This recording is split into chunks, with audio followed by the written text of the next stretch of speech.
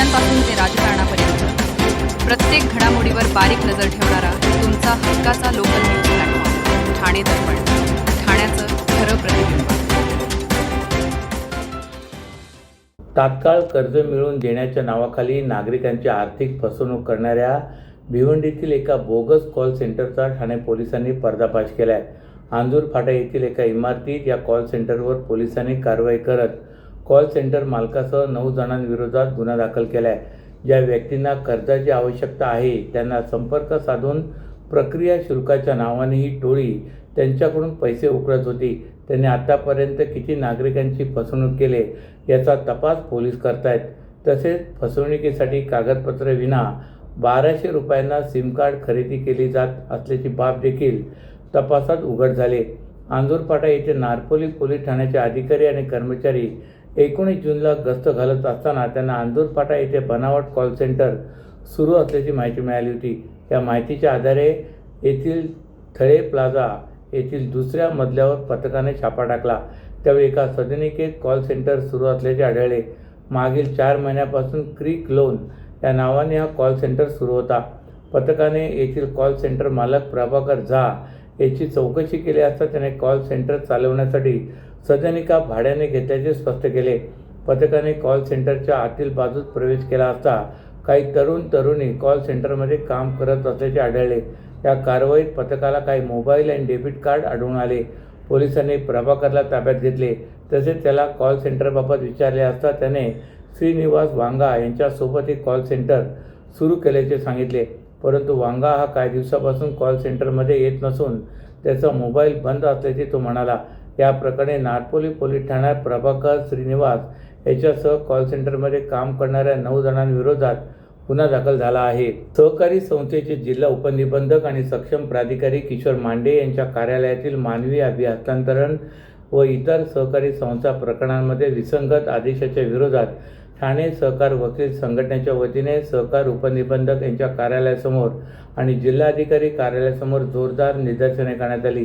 Deemed conveyance section 11 अंतर्गत मानवी हस्तांतरण प्रकरणामध्ये सादर करण्यात येणाऱ्या सुपर इन्व्हेस्टमेंट कंपनीची आणि तृतीय पक्षाच्या संदर्भात सहकारी संस्थेचे जिल्हा उपनिबंधकांनी हरकत प्रमाणपत्राच्या संदर्भात वेगवेगळे आणि विसंगत भूमिका घेतल्यात. सहकारी संस्थांच्या जिल्हा उपनिबंधकांचा आदेश अवैध असल्याचा आरोप ठाणे सहकार वकील संघटनांच्या वतीने करण्यात आला आहे. सहकारी संस्थांचे जिल्हा उपनिबंधक काही प्रकरणांमध्ये ना हरकत प्रमाणपत्राची तर काही स्वरूपाच्या समान प्रकरणांमध्ये अशी अट लावत नाहीत. त्यामुळे कायद्याच्या एक समान अंमलबजावणीचा प्रश्न निर्माण होत असल्याचे मत वकील संघटनेने व्यक्त केले. उपनिबंधक सुनावणीच्या तारखा लावण्यात विलंब करतात. तसेच न्यायालय धर्मादाय आयुक्त यांच्या आदेशानुसार वृत्तपत्रात जाहिराती प्रसिद्ध करून त्या सादर करायच्या असतात. मात्र उपनिबंधक विशिष्ट जाहिरात एजन्सीकडूनच जाहिरात येण्याची सक्ती करत असल्याची तक्रारी संघटनेने केले. कमी खर्चात होणाऱ्या नोटिसांसाठी उपनिबंधक कार्यालयाकडून 15 ते 25 हजार रुपयापर्यंतची रक्कम स्वीकारली जात असल्याची तक्रार यावेळी करण्यात आली. या सर्व बाबींच्या संदर्भात स्वतंत्र प्रशासकीय चौकशी करण्यात यावी. पारदर्शक कार्यपद्धती आणि एकसमान मार्गदर्शक तत्त्वांची अंमलबजावणी करण्यात यावी. तसेच संबंधित अधिक कार्यालयाच्या बदलीच्या विरोधात हे आंदोलन करून जिल्हाधिकारी श्रीकृष्ण पांचाळ यांना निवेदन देण्यात आले. हे आंदोलनात ॲडव्होकेट सतनाम सिंग, ॲडव्होकेट हरीश भंडारी, किशोर गवळी, गणेश लोहेकर, कावेरी नारकर, प्रज्ञा जोशी आदी सहकार वकील बंधू भगिनी सहभागी झाले होते. प्रियकर आणि त्याच्या मित्राने आक्षेपार्ह छायाचित्रे आणि चित्रफित इंस्टाग्रामवर प्रसारित केल्याने मानसिक तणावात आलेल्या 15 वर्षीय मुलीने राहत्या घरी गळफास घेऊन आत्महत्या केल्याची धक्कादायक घटना मुंब्रा येथील कौसा परिसरात घडली. या प्रकरणी मुलीच्या वडिलांनी दिलेल्या तक्रारीवरून मुंब्रा पोलिसांनी मुलीचा 17 वर्षीय प्रियकर आणि त्याच्या मित्रांविरोधात गुन्हा दाखल केला आहे. मुंब्रा येथील कौसा भागात 15 वर्षीय मुलगी तिच्या आईवडिलांसह 2 भावंडांसोबत राहत होती.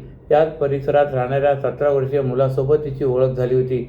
ओळखीचे रूपांतर प्रेमसंबंधात झाले. या काळात दोघांनी एकमेकांसोबत मोबाईल व छायाचित्रे आणि चित्रफिती तयार केल्या होत्या. काही दिवसांनी त्यांच्यामध्ये वाद झाल्याने त्याने एकमेकांसोबतचा संवाद बंद केला होता. मुलीच्या प्रियकराने काही दिवसांपूर्वी त्याच्या एका मित्राकडून उसने पैसे घेतले होते. मात्र पैसे परत न केल्याने त्या मित्राने त्याचा मोबाईल फोन ताब्यात घेतला होता. या मोबाईलमध्ये असलेली दोघांची छायाचित्रे आणि चित्रफीत 18 जूनला पिरेकराच्या इंस्टाग्राम खात्यावर त्याने प्रसारित केल्याचा आरोप आहे. ही छायाचित्रे आणि चित्रफित पाहिल्यानंतर मुलगी घाबरली होती. त्यानंतर सायंकाळी घरात कोणी नसताना तिने जिन्याला ओढणीच्या सहाय्याने गळफात घेऊन आत्महत्या केली. या प्रकरणी मुलीच्या वडिलांनी मुंब्रा पोलीस ठाण्यात तक्रार दाखल केली.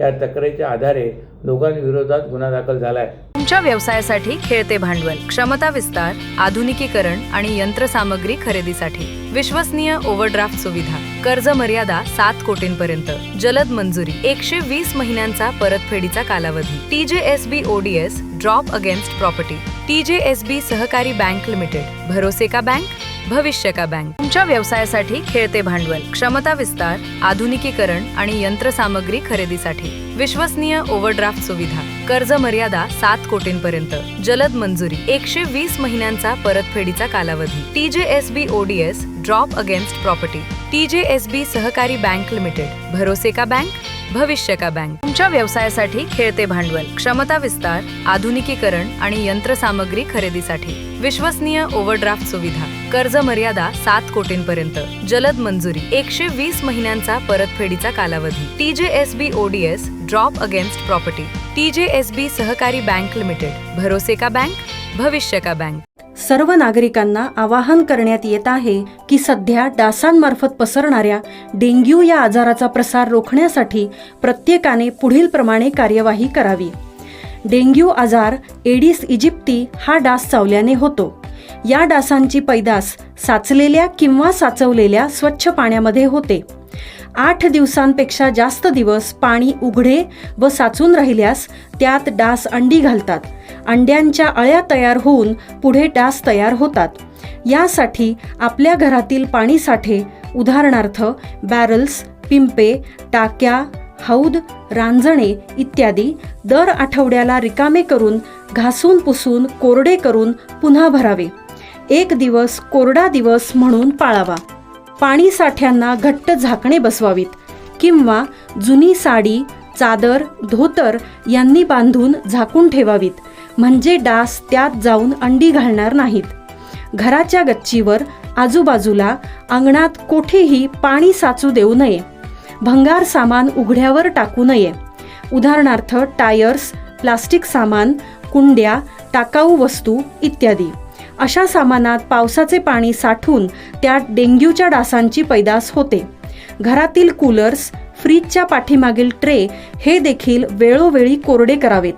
लक्षात ठेवा, नुसत्या फवारणीने डास घनता कमी होत नाही, तर त्यासाठी डास पैदास ठिकाणे नष्ट करणे ही आपल्या सर्वांची जबाबदारी आहे. कोणताही ताप अंगावर न काढता जवळच्या शासकीय रुग्णालयात मोफत औषधोपचार घ्या. अशा प्रकारे नागरिकांनी सहकार्य केल्यास डेंग्यूचा प्रसार रोखणे सहज शक्य आहे.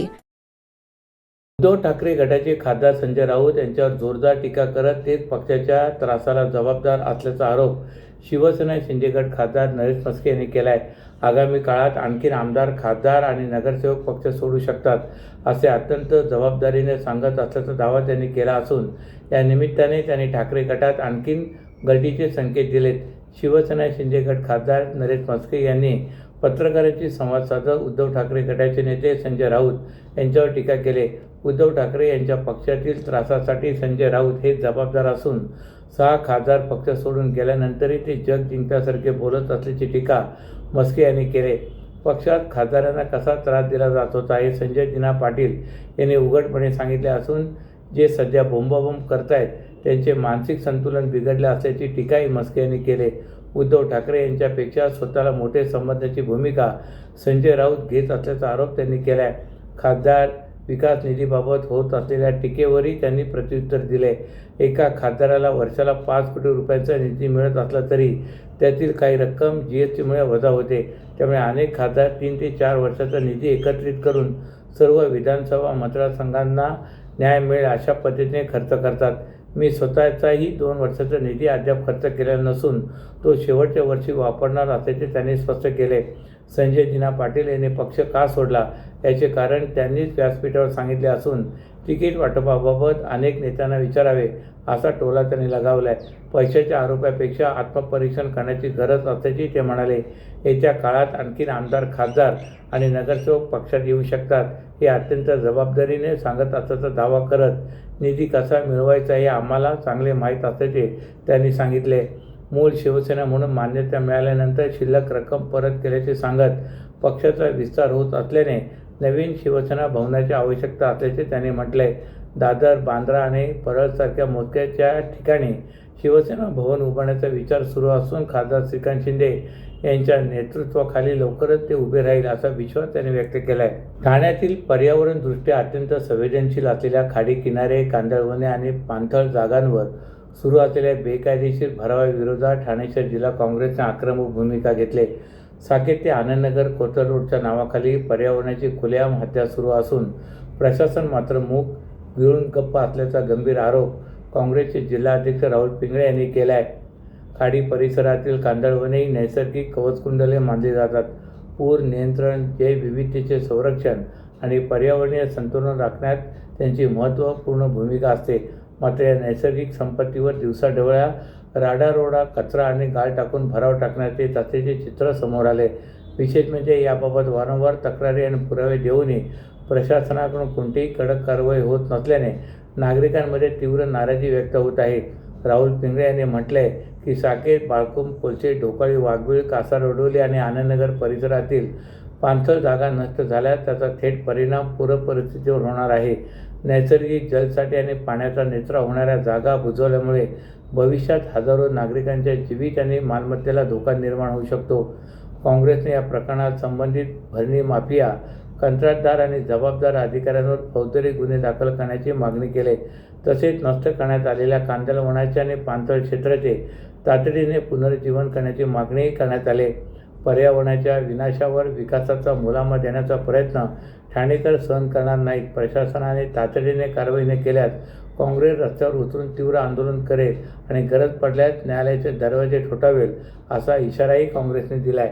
अशाच नव्या आणि ताज्या बातम्यांसाठी ठाणे दर्पणच्या पेजला लाईक करा आणि फॉलो करायला विसरू नका.